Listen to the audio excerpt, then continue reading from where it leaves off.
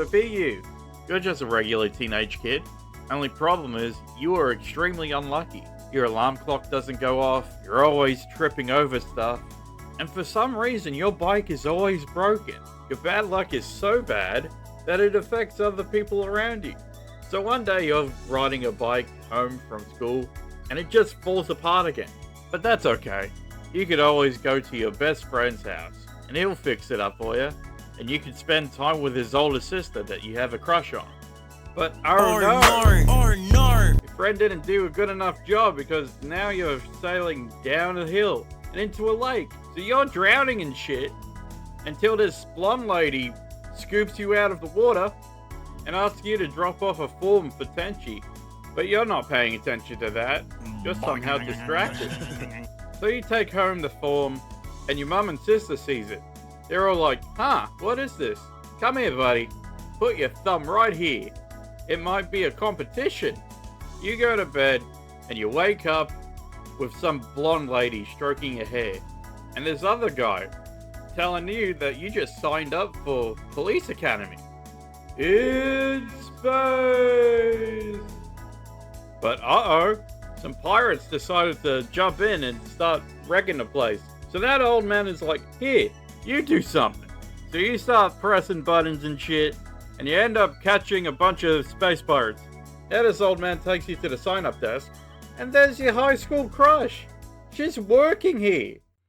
Now they sit you in front of a recruitment video, which has all of the propaganda you will need, and...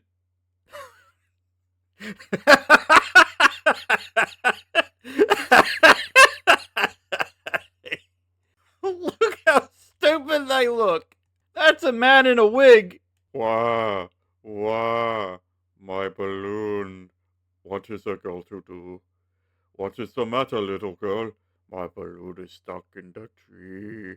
I'll get it for you. There you are, little girl. No more tears. I am lost without my balloon. Thank you. After that Oscar award-winning performance, you're totally smitten and want to join the police academy. Look at you. You totally ate that shit up.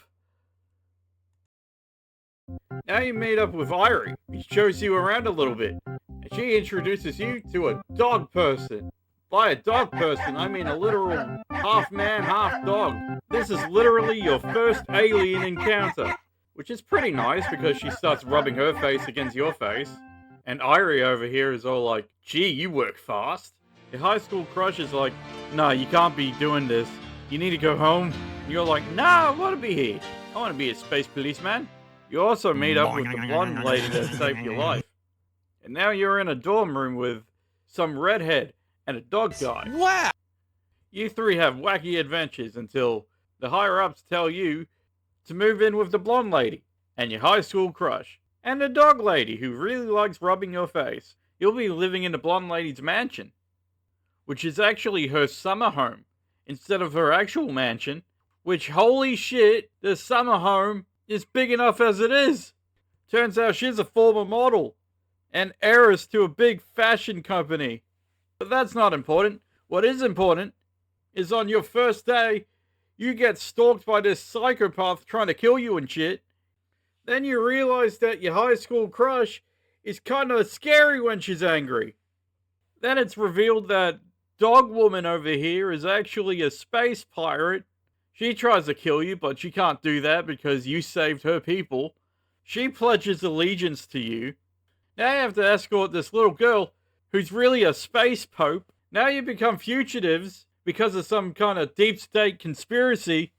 You get split up from your fine fleet of women. You end up on this desert planet saving a dog boy. He takes you back to his dog village. They celebrate you like some kind of big hero, giving you booze and women, even though you're underage and you can't drink. Then again, why are you a police officer if you're underage? I don't know. Old man Wags the dog over here is all like, we have a prophecy of some skinwalker coming down to save our people and pilot this big fucking robot. On top of giving you a big fucking robot, They give you this rare variant of their people. This little girl that looks like an air buddy. But if you don't take their offering, they'll shun her. You can actually see someone pick up a rock about to throw it at her head. So you better take this offering, which is extremely unfair. All she wants to do is hunt with her mum and shoot the J for 3. But right now, you save the day, and you go home and marry your 4 women. But what's this? 4 extra women decide to gate crash the wedding, kidnap you, strip you buck-ass naked in front of the whole family. And this bitch, Lady Sato, just says, let's just make him marry all 8 of them. But that's not all. Turn to page 43 on your life story, and it turns out that you have this luck paradox, where you need 4 women around you at all times, just to balance out your bad luck and convert it into good energy. So now you're collecting wives like they're Pokemon cards. You end up with 29 of them, in 9 groups of 4, which includes supermodels, space pirates, who is also a princess of a dying planet, the space pope, bunch of other princesses, your childhood best friend, who is now adopted into the royal family, so that's another princess you have to take care of. You're even betrothed to a baby of all things. And let's not forget about Air Buddy, who's out here causing mass destruction with her monster jams. And then there's this, the reincarnation of the original Jirian who started everything, and it's just DreamWorks face. Her and her DreamWorks face. and Spaceship. The spaceship is a cat rabbit thing that's also a human. And you're followed by this pink-haired guy who really, really hates you because a human from Earth took away his meal ticket. And give me a second. I'm gonna give it. Oh, I just need to lie down. And I got all of that out of my system. What I just described was a show called Tenchi Muyo GXP, a spin-off of the Tenchi Muyo series, where Tenchi's next-door neighbor becomes a space policeman and the most wedded man in the universe. In the previous seasons, Ryaoki and Tenchi Universe, we only touched on the Galaxy Police. All we got was, Mahoshi's a police officer. Oh, okay. What else? We'd ask her, but all she does is sleep all day. GXP, or Galaxy Police, builds on it and explains it a little bit more. But not enough, because we have wacky shenanigans go through. And you know that this is a fantasy. Not because of the spaceships and the 1,000-year-old space dynasty, but because of the conversion rate between space money and Earth money. A tiny fraction of the police officers' pay is set their family for life on Earth. And I don't want to think about that right now. Dana's an hour into his job and his parents are already putting in a sauna and a hot spring in their home, while I'm at home eating instant ramen. Actually, what I really like to do if I'm feeling extra hungry, I'll boil myself some rice, chop up some onions, make myself an egg omelet, maybe put some cheese and lettuce, top it off with some shallots, soy sauce, and a bit of that mayonnaise. Mayonnaise!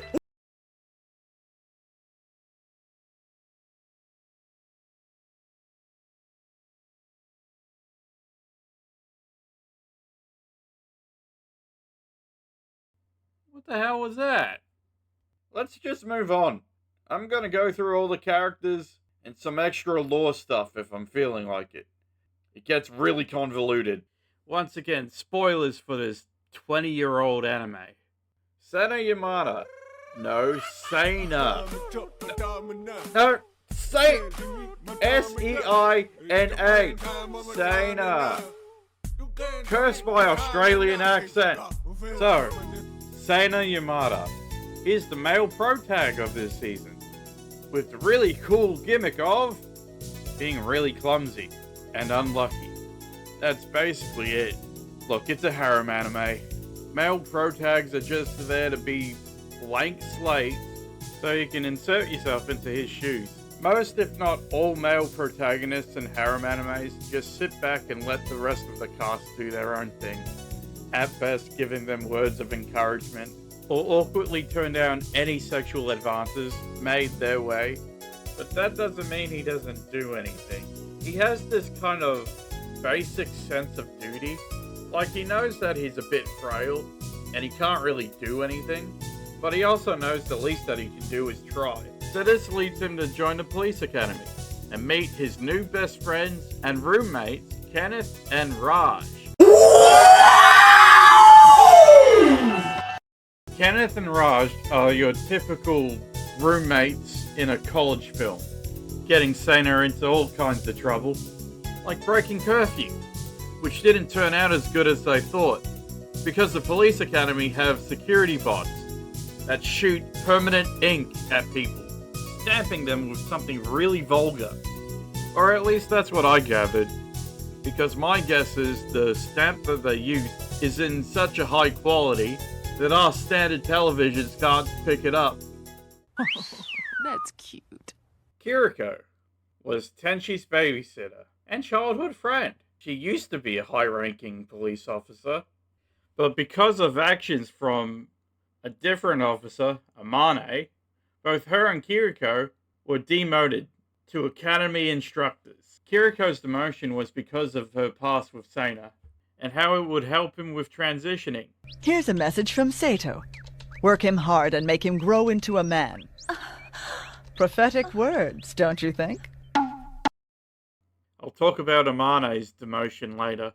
Kiriko is the den mother, although she's less of a den mother and more of a control freak.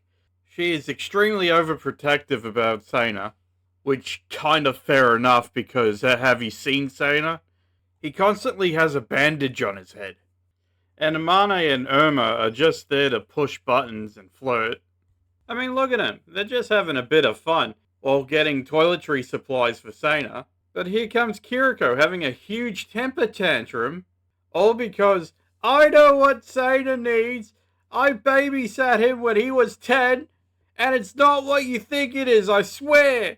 For the record, they're 5 years apart from each other. I just needed to say that. Sure, Jan. This stems back when she was a teenager and seeing Sana as a kid, and then seeing other kids make fun of him and everything. But she also said that she resented Sana for it too, because she didn't have a normal childhood because she had to take care of him all the time. At least that's what they gave us with the anime. This was only just one episode, and it was a small segment. And all this started because Kiriko was feeling inadequate compared to a supermodel, a princess, and a space pope. Lady Sato's here treating her like an upset child. Aw, buddy. Do you want ice cream? Do you want McDonald's? Do you want to pilot this royal ship and become one of my princesses? Yeah, let's make you a princess and pilot one of my ships. At least Kiriko has a better reason to marry Sana than, I am Tenchi's great aunt. By blood, I am entitled to marry my own nephew. Amane Kano is a former supermodel and heiress to a massive fashion empire, and the driving force for getting Sana into the police academy. Although this was against the rules and now she's demoted to academy instructor, but she gave it all up to be a police officer. Maybe because she needed some kind of control. Maybe this is also another reason why she has a reputation of being a man-eater. She is really intense. Let's get Lady Sato to explain. Detective Amane Kaunak. Daughter of Senator Kaunak. I agreed to find her a husband. That same year, monasteries had a 50% increase in recruits. What? She's certainly a handful, that one. The Kaunaks were hoping she'd eventually quit and marry someone of high stature. But she didn't. What was it that caused her to become a runaway bride? The bride wasn't the one who ran away. If they came with smiles, she would make certain they fled in tears. Twerp? Even the most handsome fell at her feet after she got through with them. I don't even want to recall what she did to the in-laws. ghastly. But her search wasn't completely hopeless. There was one young man who was quite taken with Amane. Go on. They were inseparable, sharing everything, even dresses. He's now as she engaged to marry her brother. Here's the invitation. Amane's libido has gone nova. She puts the fun in dysfunction. She chases down men like a wild beast. Problem is, she never catches one. She just runs them over. You can bet she didn't give Mr. Yamada an application based on his flight experience. But not Sana. Sana's a different story. With her demotion, this just means that she can get more close to him. You know, flirt with him a little, tease him, upset Kiriko because, you know, Kiriko has that territorial streak to her. This whole thing started because Amane crashed into the lake near Sana. She gave him CPR and gave him a pamphlet, which she wasn't supposed to do that because the rules say you can't recruit anyone from an underdeveloped world, which, you know, fair. After Sana went through some body modifications, Amane was tasked with retraining him, kind of like a physio doctor. Sana had to relearn how to work his body because the modifications gave him a boost of strength and agility, and one little hop could accidentally send him through the roof. Our advanced method of body enhancement is a process by which nanomachines are implanted into the body to strengthen muscles and improve reflexes and adrenaline output. Endurance, healing ability, and the rate of cellular mitosis are also greatly enhanced. The effects are extraordinary and substantially extend the subject's lifespan. Do you understand? But besides being aggressively flirty with Sana, she actually proves that she has a bit of a sensitive side and takes care of him when he needs it the most. For example, after Sana's first mission, he had a bit of a breakdown, which, to be honest, if my first mission involved a pirate cornering me and shoving his gun in my mouth, about to pull the trigger, and then my crush decides to come in, blood all over her face, after hitting a 5-kill combo, and then solo ulting the same pirate, I'd freak out too. But Amane just sat there, at the foot of his bed, not saying anything, not being playful, just listening, and then giving him a hug because obviously he needed it at that time, while Kiriko's somewhere else washing the brain matter off of her boots. There's even an episode where you get to see her as a model, showcasing new uniforms that her family designed, and doing field demos, displaying function and fashion. For me, out of the 4 female main characters, Amane's one of my favorites. Next to our next character, Ryoko. Jesus, not this again. Ryoko Bolter. She's an ex-space pirate and current crew member of the Kamedake. Ryoko exhibits the life debt trope, when one party pledges allegiance to another party because that party saved their life. It all started on the 2nd episode, when her fleet accidentally came into contact, or because the captain decided to put Sana, someone who wasn't even a rookie, behind the control panels to press random buttons so they could warp speed out of there. This only flagged down more pirate ships until it caught their attention to the Jiraiyan mothership. At first Ryoko was like, good job, maybe you should join my crew. But Sana just thought she was being nice, didn't think it was actually a legit offer. Later Irie decides to show Sana around and introduce him to Irma. Irma is a dog person known as a dog person known as a dog person known as a wow. Actually, I should really do some more research because apparently they're not dogs. They're lions. Which makes more sense actually, yeah. So does that mean Archer's not really a basketball playing dog? I thought they were dogs because they're called wows. Isn't that the Japanese onomatopoeia for dog barking? Wait, no, that's one. W-A-N. One. Whatever, I lost a good running joke. Disappointed. What an unfortunate thing to happen on Dozen Egg Night.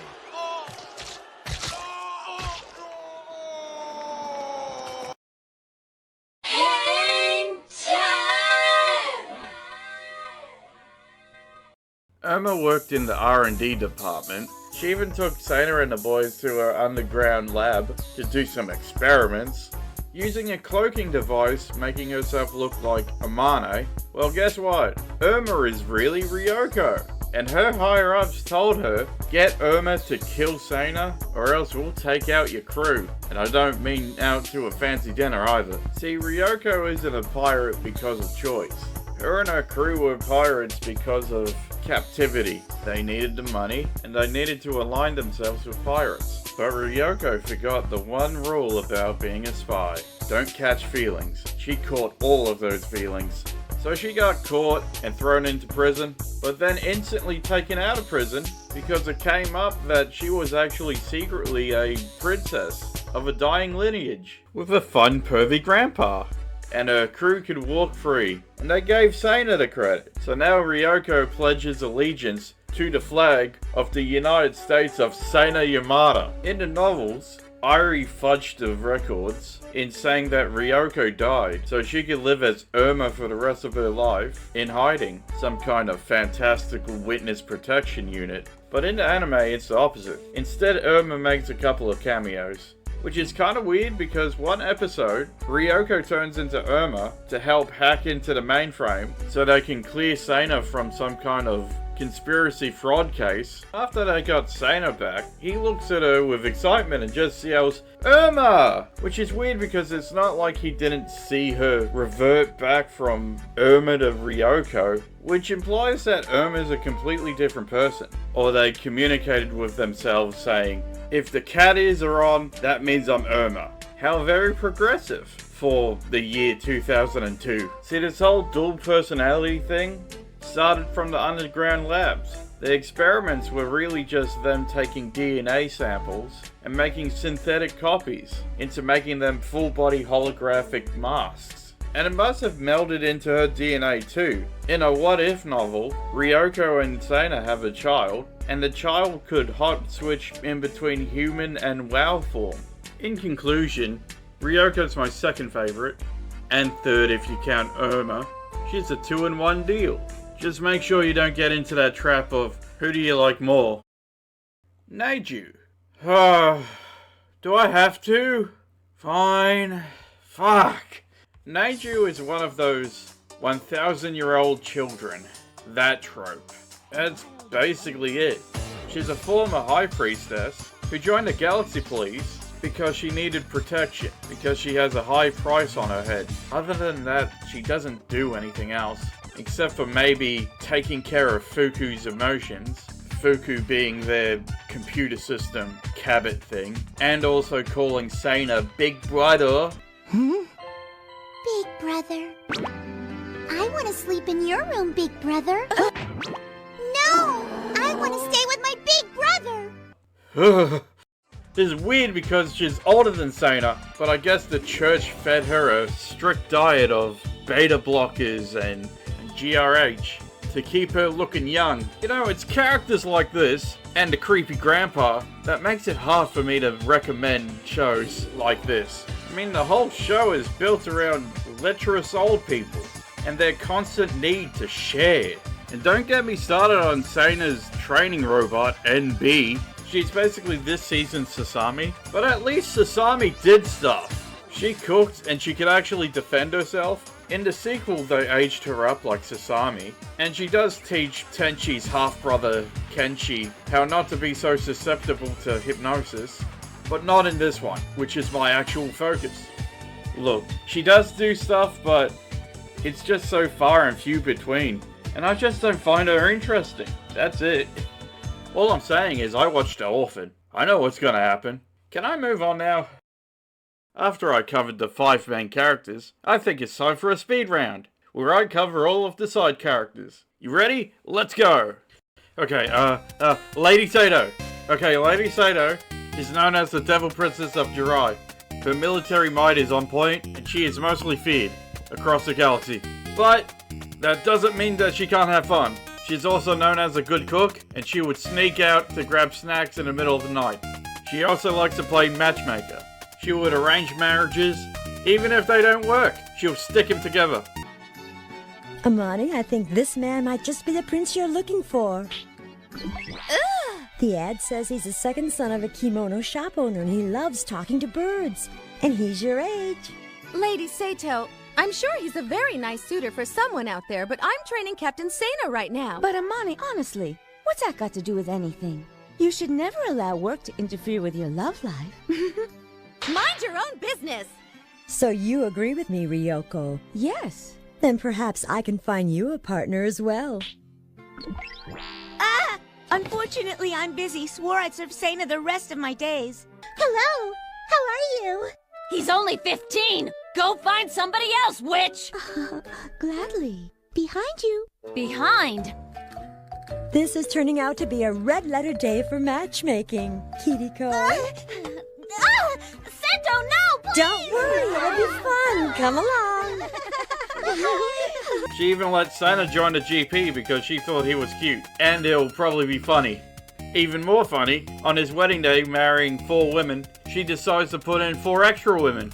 She is a constant shit stirrer. She even arranged a marriage between Tenchi and her adopted daughter, Nueke, because she didn't like the look of all the powerful women in the galaxy congregating underneath one roof, which is extra wild because that includes her granddaughters, Ayaka and Sasami, who are married to Tenchi, her great-great-grandson. Also, remember when I told you about Washu and how her baby was taken away by Mihoshi's family? Well, get this. Mihoshi's brother is married to Lady Sato's other adopted daughter. But that doesn't mean that she doesn't have a biological daughter, Misaki Masaki. Try saying that 3 times really, really fast. Anyway, she's the mom of Ayaka and Sasami, and her hugs are so strong that it turns you into a jellyfish. Then she'll send you through a wall. I like Lady Sato. I wouldn't mind having her come over and spilling some tea, over some tea, and maybe picking out a wife, because I am extremely lonely. Please? I accidentally bumped into someone, and that's been on my mind for like forever. I'm desperately lonely, you don't understand. I'm in my mid-30s talking about an old-ass anime. Please help. Please. Please. Please. I want Santa Claus and 2 fat bitches and a bag of weed and 2 bags of chips to get her to the fat bitches.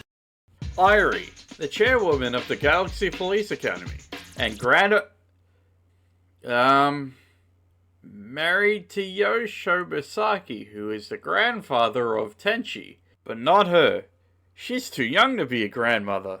On top of being a chairwoman, she likes to help out a local restaurant, and she's very sensitive about her age.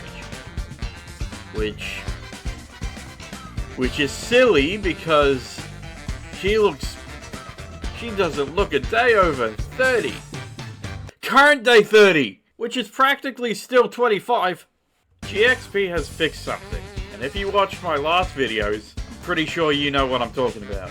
Irie in the anime is less of a cougar.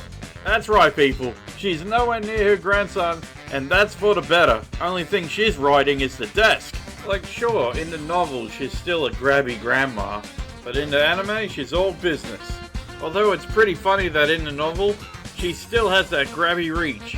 Santa at one point asked Yosho to pull her in a little because she got a little bit too close to him as well. And old Yosho was all like, "We're in an open relationship because of her long-distance job." Which is not what he was asking! Yosho, what's wrong with you? You know what, maybe Earth is better off without the Jiraiyan royal family. No wonder all their hair has weird colors. It's all the inbreeding. Like, sure, we have blue and green hair, but that's optional, and not a birth defect. Long story short, I love Irie, and I think the side characters are really fun. Now, before we close this out, I want to talk about the biggest hater in the galaxy, Serio Tenon. Probably because Tenchi Misaki took away his meal ticket. Let me explain. Back in Tenchi Muyo Ryoki, Ayaka and Sasami's dad, Azusa Misaki Jirai, please don't let me repeat that. He came down and he was all like, "Now you girls had your fun, time to go home." "But Dad, we don't want to go home." "Too bad. But by the way, Ayaka, you're gonna get married." "To Tenchi?" "No, to this man." Down comes Serio. The girls are protesting because, you know, they don't want to leave and Tenchi is super nice. So their dad was all like, "You know what? Fine. We'll have a duel. Tenchi versus Serio. If Tenchi wins, he gets to stay here. If Serio wins, he gets to marry you. And you come home." So everyone's putting down bets. Azusa is betting on Serio, while everyone else is betting on Tenchi. But Washu is betting on a secret third option. Mihoshi. So now Serio's all washed up, and he must have swallowed too much water, because now he sounds different. I think you'll find that they've saved the very best for last.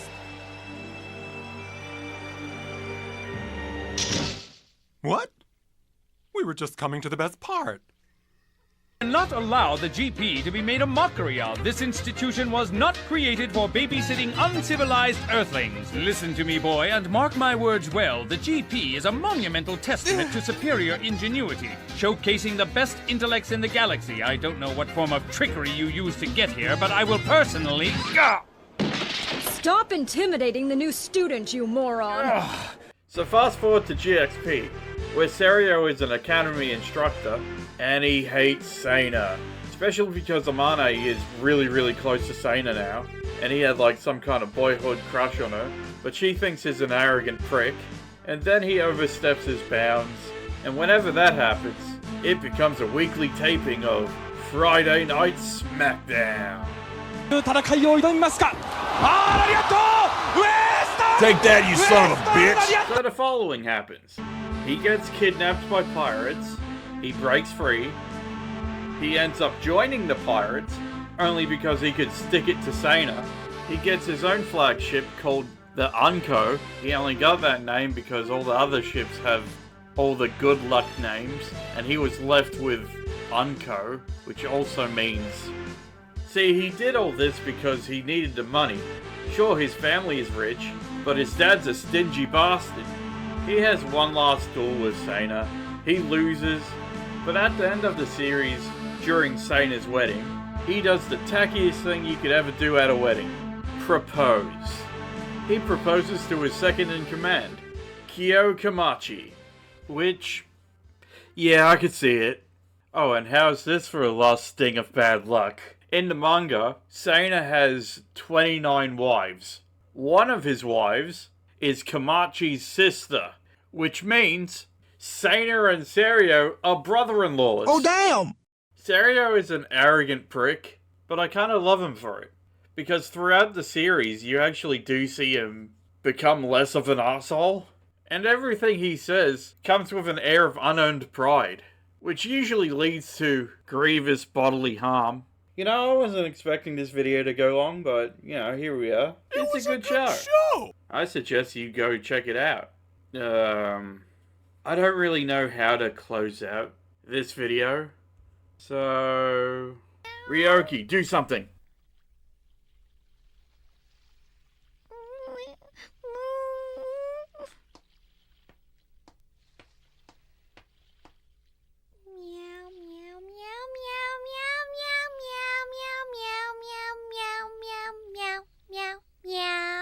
Uh-huh.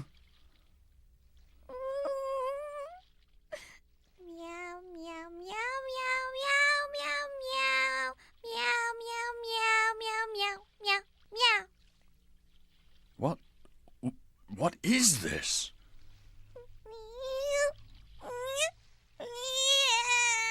What's wrong now? What did I do?